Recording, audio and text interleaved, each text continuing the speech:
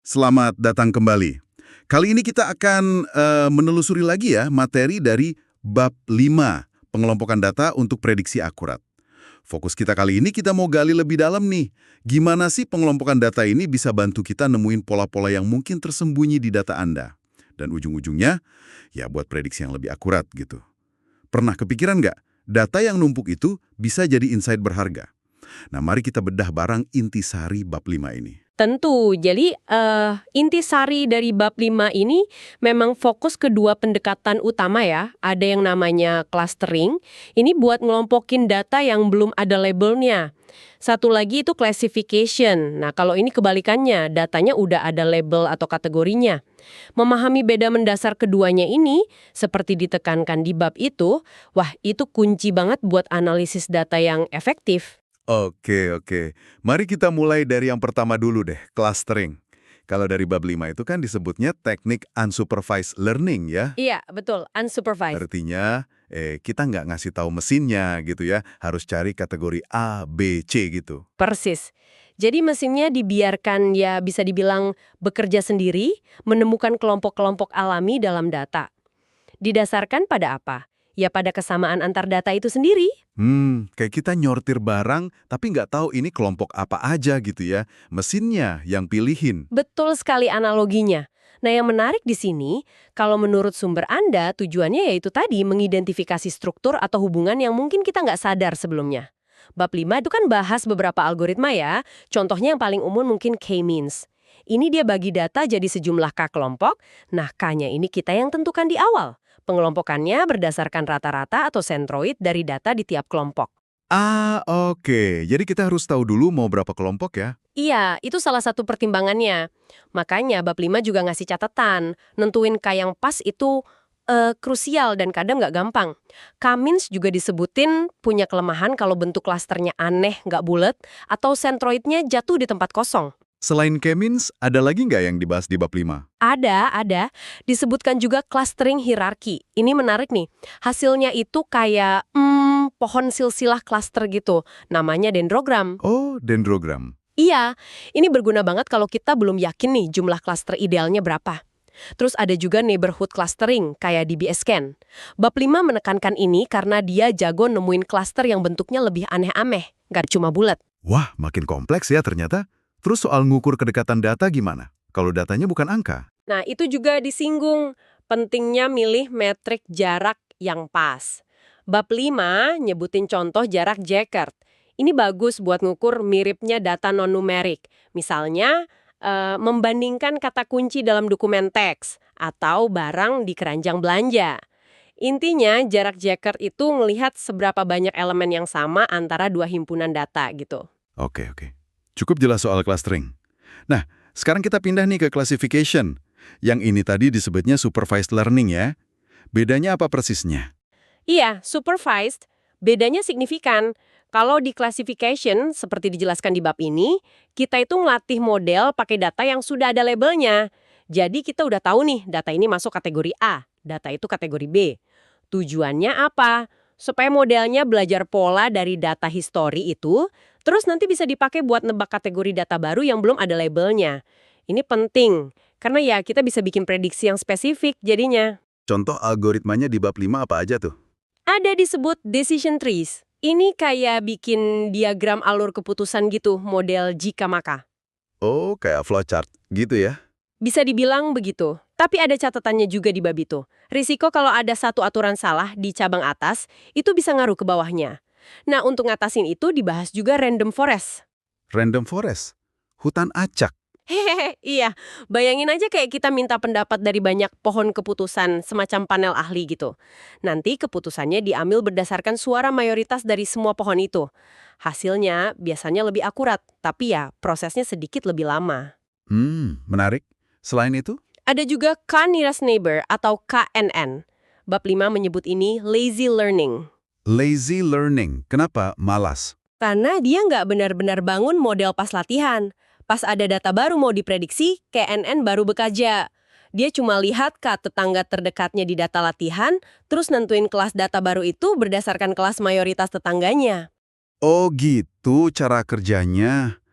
Tapi pasti ada tantangannya juga kan? Bab 5 nyebutin nggak? Pasti ada. Bab 5 juga ngingetin soal tantangan. Salah satu yang utama itu overfitting. Ini kondisi di mana modelnya terlalu hafal sama data latihan.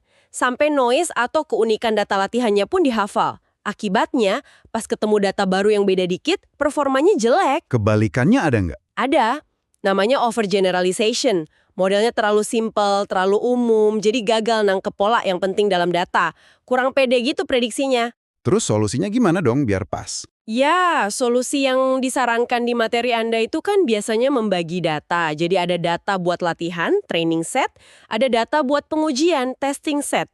Ini buat ngecek seberapa bagus modelnya mengeneralisasi ke data yang belum pernah dilihat.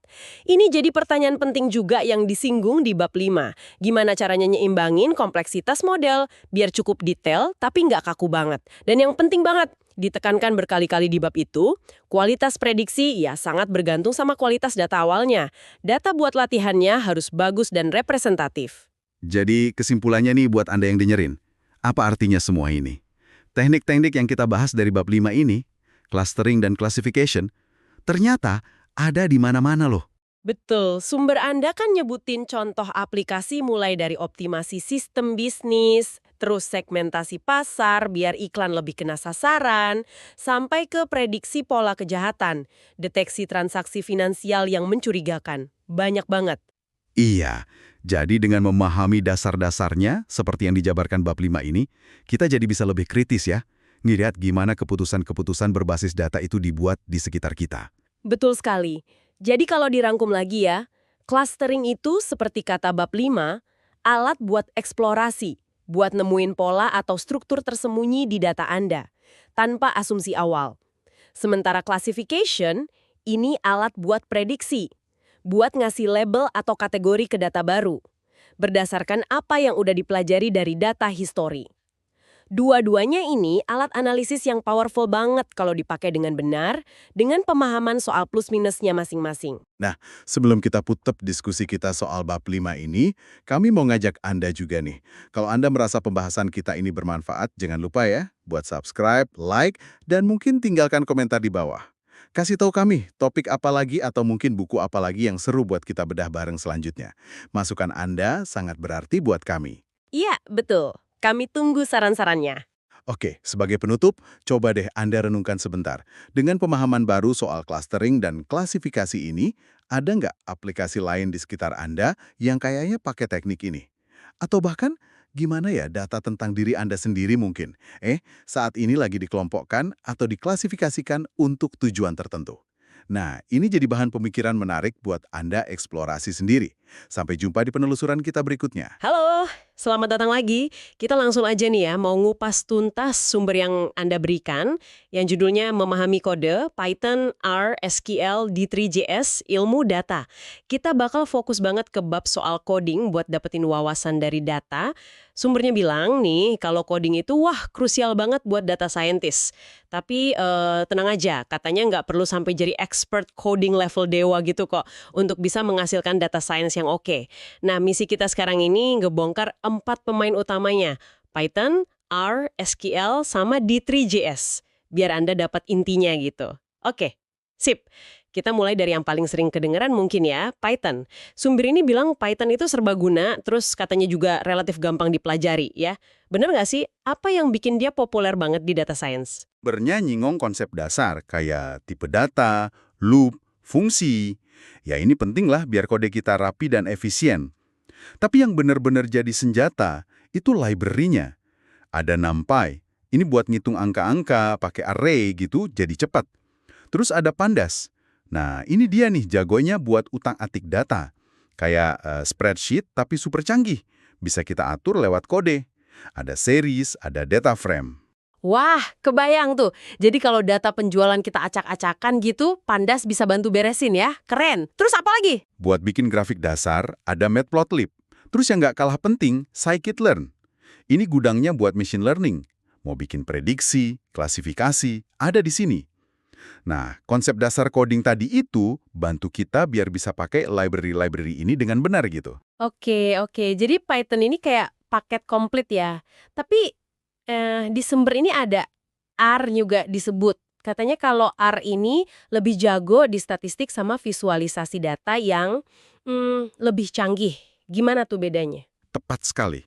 Kalau fokus analisis Anda itu dalam banget di statistik, atau butuh grafik yang, wah, spesifik banget buat publikasi misalnya, R ini sering jadi pilihan utama.